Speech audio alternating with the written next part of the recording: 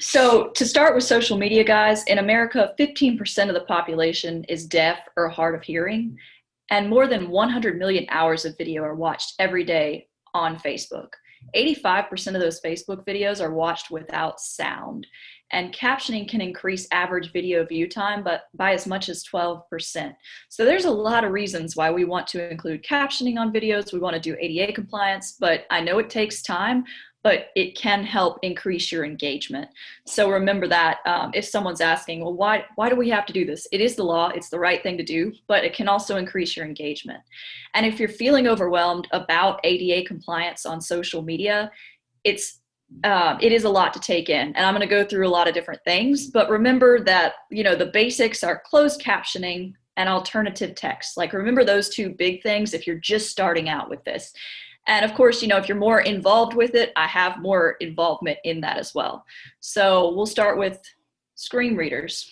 When it comes to screen readers, a screen reader is assistive technology that reads text aloud from a computer screen. This software is essential for people who are blind or have visual impairments. Hang on, let me see here. I'm going to stop the share for a second and share. Let's see. We'll just share that. All right. So, I'm sorry. Let's see. All right. So anyways, this is my phone, and VoiceOver is on iPhone, and that is a screen reader. So I have VoiceOver on right now. Calendar, Thursday, October 8th. And that's what it sounds like. So anytime you click on things, it's going to read that for somebody who's visually impaired. So just to give y'all an idea of what it sounds like, that is what it does. So again, screen readers. So try using a screen reader to understand what people will hear and how you can better improve accessibility on social media. It's important when you're creating alternative text, hashtags and emojis, you want to make that information accessible so a screen reader can pick that up for someone who can't see. So I'm going to show y'all, I just showed y'all what VoiceOver is on the phone. So check out this free link to screen readers that Victor has included. And that way you have a free tool for y'all to use when you're going and doing this. Now, when it comes to, let's start with alternative text. It's also called alt text. You may have heard it. Alt text is metadata used to describe a digital image. It's a short physical description of that image. And alt text must be used on all images on social media. Screen readers read this alt text aloud so users can hear a description of the image itself. So I will show y'all what this does. So for example, this is on our Facebook page. I'm going to show y'all more examples, but this is what alternative text is. Here's an image I put on here. You're going to click the three dots. This is how you change alternative text after you've posted something on Facebook. Here's the three dots. You're going to click change alt text. And so I have multiple buckets of harvested satsumas. It's a really short phrase. It's descriptive. And that is what people will hear when the screen reader reads this image to them. So it's really important you include that. Now, tips for writing this text. There's no perfect description. You're going to try reading it aloud or using that screen reader to read it aloud, because then you'll understand what it sounds like. Please do not include the text image of or picture of, because the screen reader is already telling that person that it is an image. And you want to try to keep that alt text short. Under 125 characters is the general rule. Each social media platform has a character limit, but you want to try and keep it as short as possible. And alternative text should contain all the text in the image. So if your image has a bunch of text, you need to include it, but we don't want our images to have a lot of text in them anyways, so I'm going to get to that later. And for alternative text, you want to convey the content, functionality of the image, make it specific, make it descriptive, use proper punctuation and grammar, write it like a sentence. Do not duplicate the description in the alternative text and in the post caption, because the screen reader will read it twice. And what I mean by that is, if you've already put this description in your post caption up here, you don't have to write the alternative text. It's up to you how you want to include it in there. And are we, let's see, hang on guys, I can't see the chat, so let's see. Okay, there we go. All right, I was just making sure you guys didn't have questions. So anyways, when it comes to alternative text, Facebook, Instagram, Twitter, and LinkedIn allow for custom alternative text. We had some questions on social media management platforms. They also may allow these features. I personally use Hootsuite, which allows alternative text for Facebook, Twitter, and LinkedIn. So I'm gonna go through and show y'all how to do alternative text in each social media platform. On Facebook desktop version, what you would just do is upload your photo. And so I've uploaded a photo here. You would click the edit button. Sorry guys, there we go. And then you would just click alternative text and you would add in your alternative text right here. And I mean, that's it. That's how simple that is. So that would be on Facebook desktop. When it comes to Facebook mobile, I can't show you really my phone. So I took a screenshot. So on mobile, you have the option to still use alternative text. You would just upload your photo. You would click the 3 dots up here, and then it would come up with this, and you would have the option to click edit alternative text. Instagram is a little bit of a tricky beast. Instagram is very tough when it comes to ADA compliance. So Instagram, you can't upload pictures through desktop. It's only on mobile. When you go to upload your photo, you're gonna see this screen first. And there's a little button way down at the bottom that's not highlighted that says Advanced Settings. You're gonna click that button, and all the way down at the bottom is Write Alternative Text. And then you can go ahead and type in your alt text for that image. So that's how you would do Instagram. When it comes to Twitter, on desktop, it is not bad at all. You're gonna upload your photo. There's gonna be a button that says Add Description. And then it comes up with alt right here, and you're just gonna add your alt text right there to the image and then click Save. So that's not too bad either. And if you're on mobile with Twitter, when you upload that photo, it's gonna give you a plus alt button, and then you're just gonna type your alt text in that box. On LinkedIn, you only have 120 characters to use for your alt text, and you also cannot use alt text on mobile. You can only use it on desktop versions of LinkedIn. So you would upload your photo, you would click Add Alt Text, and you would just describe your image right there and hit Save. On Hootsuite, just to give y'all an idea if anybody's using Hootsuite, just one second guys, here we go. So this is Hootsuite. I would upload my image. I would choose the platform I'm gonna put this image on. And mind you, it does not work when it comes to Instagram. LinkedIn only allows you alt text for Twitter, Facebook, and LinkedIn. So if I click Twitter, I would click Create Alternative Text and type it in the box. Not a bad deal. And you're ready to roll on alternative text. So Anna, Paul Jones says that TweetDeck also allows for alt text. I don't remember in which platforms, but I'm assuming mainly Twitter. Yes, that is Twitter as well. I'm sorry guys, I forgot to add, thank you for that addition. That is in the TweetDeck. You can also use alternative text, and I don't have an example for that, but if you use the TweetDeck, it's also available. Thank you for that, sir. And then let's move on to screen captioning, guys. So captioning must be included on all videos posted to social media. Captioning allows viewers who are hard of hearing or deaf to access and enjoy that content. And remember what we talked about earlier, that 85% of Facebook videos are watched without sound. So this is gonna help to increase engagement if done correctly.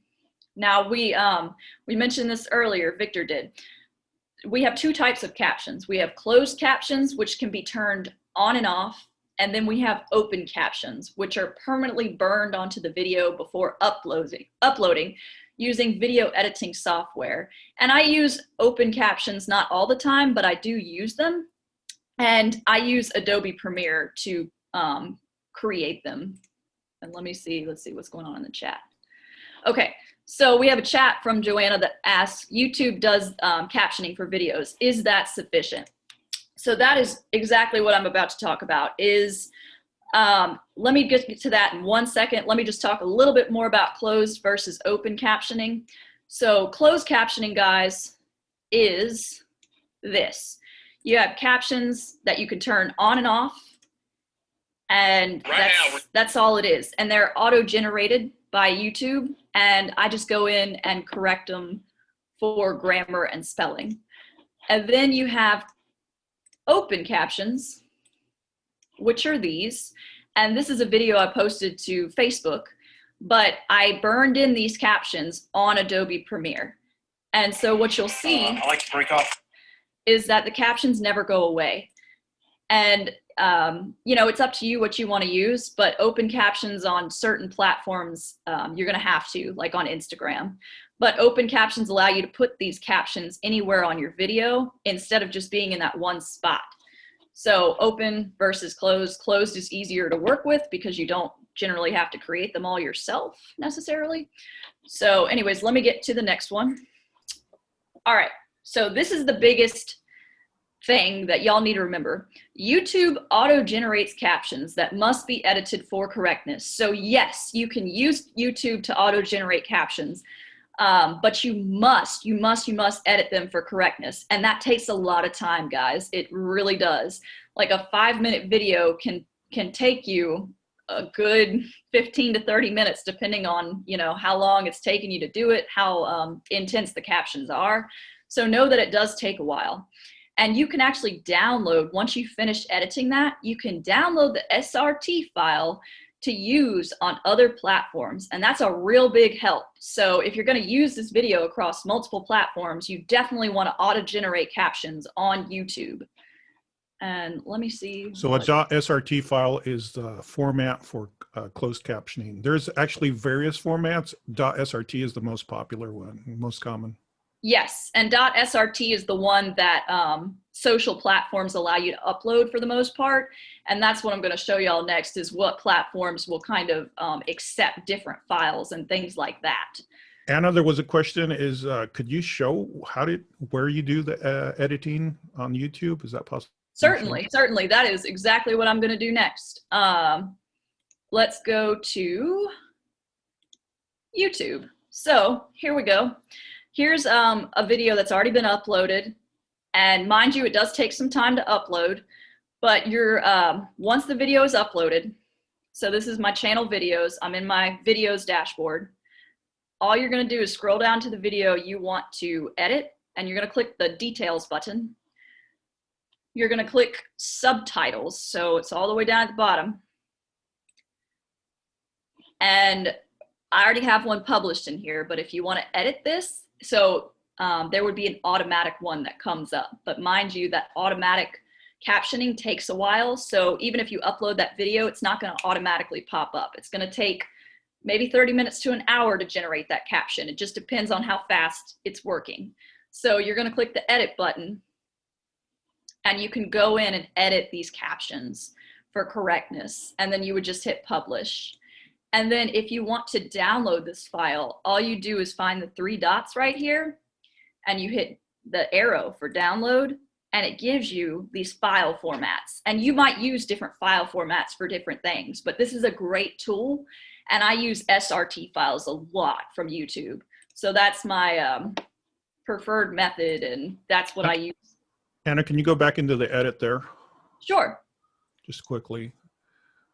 Just want to show folks that on the left-hand side, you got the caption in these rectangular boxes, and then you have the timing of where that caption shows up. So you can move things around. Sometimes they're not at the time that the person is talking, so you can play around with where the actual timing of the text shows up, right? Yes. And you can go ahead and close that.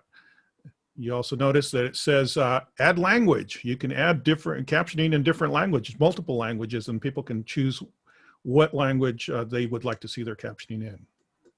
You're not limited to just one. Yes, indeed. Thank you, Victor. So let's go into, guys, after YouTube. So we've got YouTube covered. Now we do Facebook. So Facebook's great. You can upload a video. And I have a video uploaded right here.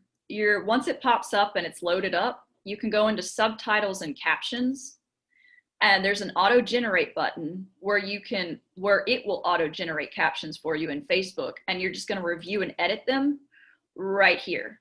So you also have that option, but you can also upload an SRT file. So if you've already done it on YouTube, all you got to do is upload that SRT right here.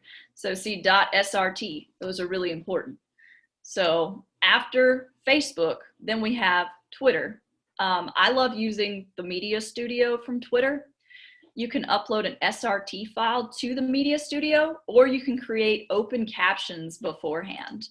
So here's a video I have uploaded. I did not burn open captions in. This was just a regular video.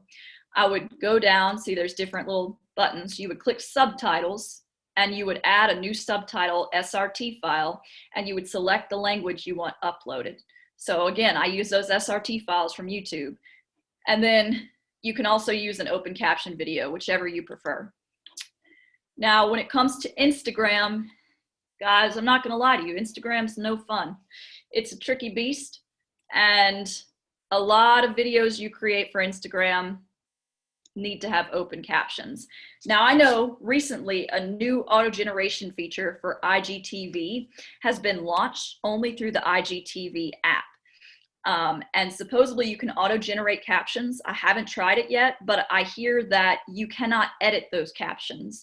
So it's still, for best practice for ADA compliance, is to use open captions on videos for Instagram. So that's very time consuming. You have to go in, create those captions, make them open captions, and export it with the captions already created. So this is an Instagram video I have with the captions already there.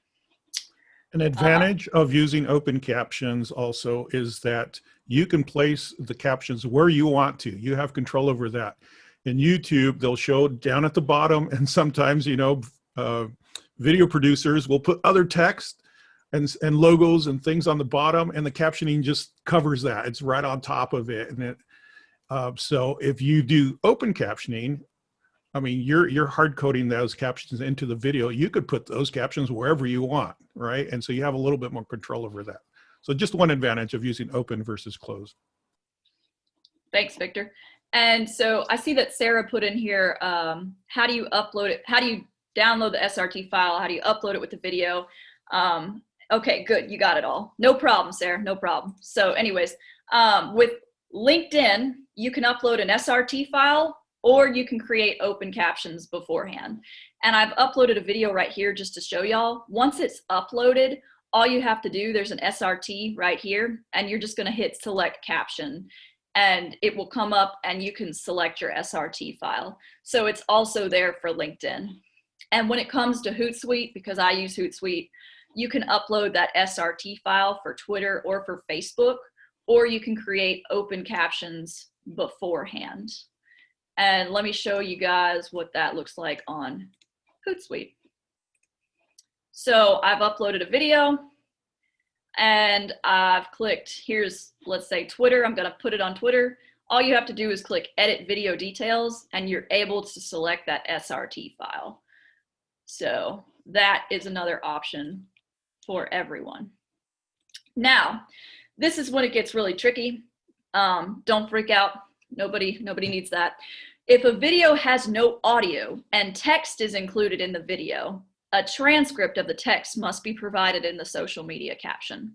And I'm talking about it's not about open captions. Open captions is different. They're burned into the video. Screen readers can pick that up.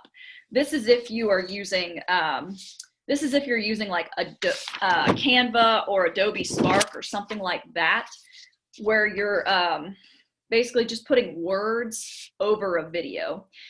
Screen readers can't pick that up. So you're going to have to include whatever you put into the video, you're gonna have to put it in your caption. And that's what one of my 4-H people did.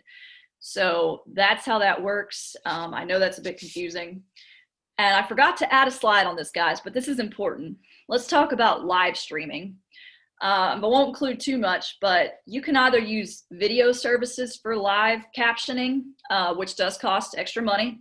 You can edit captions after your live video ends on Facebook, or you can provide a full video transcript after the event. So those are some options for y'all. We do a lot of live streaming on the Ag Center's Facebook page, and I'll go in and edit those captions after the live ends. So there's a couple different options for you guys if you're interested.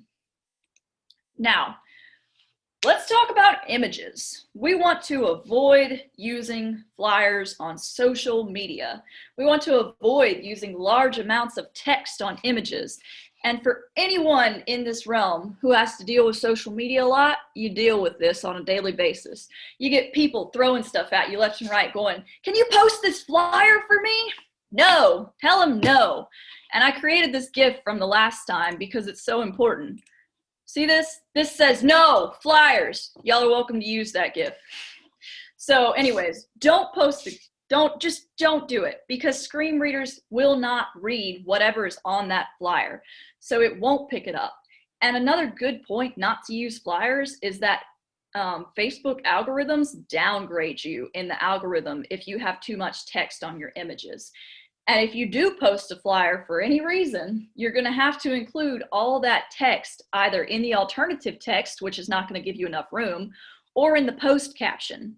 So some really great alternatives to that is to create Facebook events, or use, because obviously not all your events are going to go through Facebook, or use photos with captions and link to the event's website page. Make sure all these events have a web page or a landing page that you can link to. Or you can use social graphics with less text. I really prefer the option of using photos with captions and a link to the event's website page. And I'll show y'all an example of this that we did. So we offered a home gardening certification course, and instead of posting a flyer about the event, I posted a really great photo of our guys in the field shooting video for this course. And we put a link in there. We described it in the post caption and put a link to the registration page. And one post reached 25,000 people and had 2,000 engagements. And I posted that same post a couple of times, and we had over 8,000 clicks to that registration page. That's huge. So just explain to people, why it's best practice. Tell them, it's against the law. It's not ADA compliant. Can you send me a good photo instead of sending me this flyer? Send me something I can use. And yeah, that's what I got on that one. So the advantage of, what Anna is showing of having just very short description with a link to a landing page, a website somewhere, that also increases your search engine optimization, because now you're creating links between social media and your website, and you're pushing people to your website, and the search engines see that, and it's like, oh, these two things are connected, right?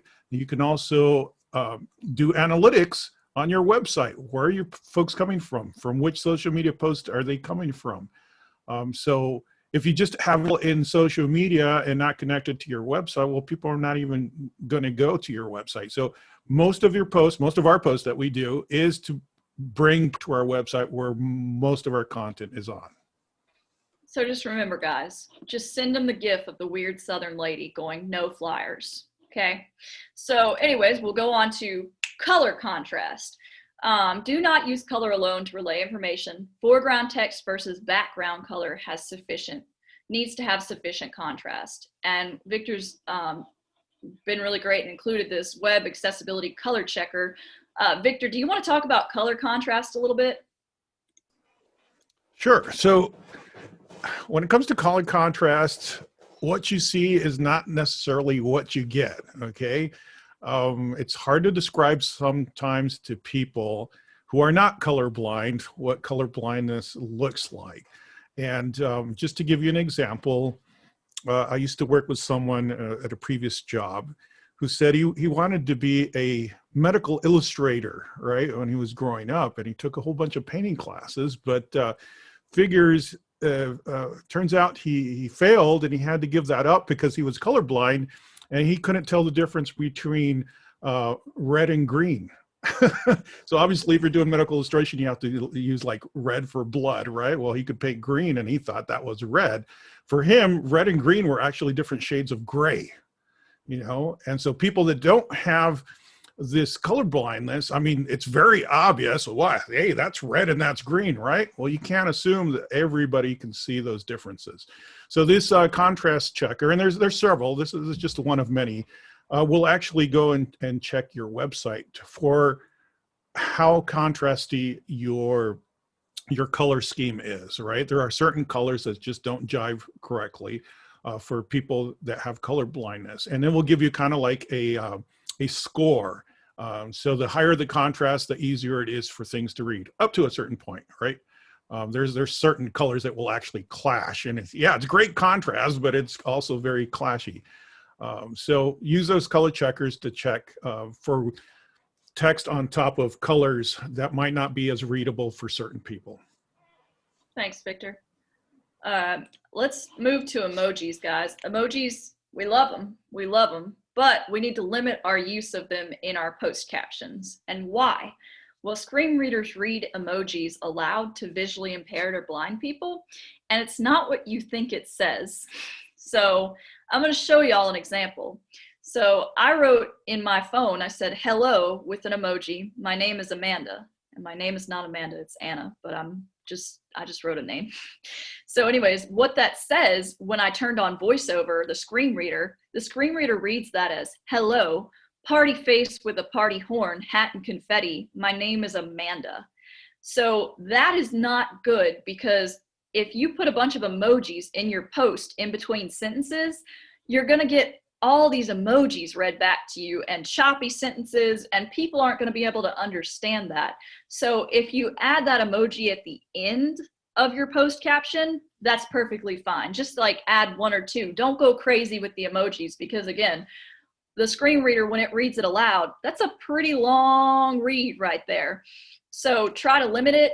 Add them at the end, and if you want to know what they actually say, what a screen reader will say for that emoji, you can go to emojipedia.org, and it'll kind of give you examples of what all these emojis will actually read out to people. So that's emoji usage. Now, when it comes to hashtags, you want to add hashtags, just like emojis, to the end of your social media captions. You want to use camel case for hashtags, and you're like, oh Lord, what's camel case? Camel case just means that each word in the hashtag needs to be capitalized for screen readers. So this is not correct, because each word is not capitalized, and that screen reader is going to read that as one word.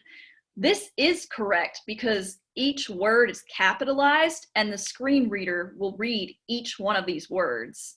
So that's what I have, guys. That's the end. And do y'all have questions for us? There was a question from Pam Watson on using the contrast checker on posters, photos, flyers for print. So if you are creating those in like InDesign or Photoshop, and you happen to know the